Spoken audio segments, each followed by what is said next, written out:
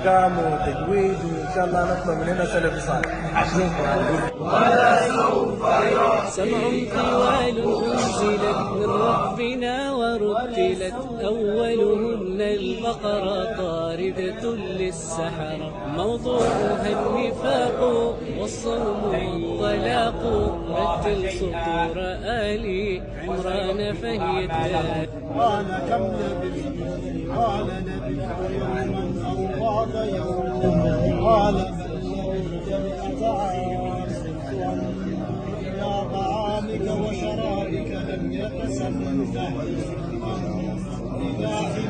بصدق عيسى شاهدا، وفاء بالعقود وحرم اليهود.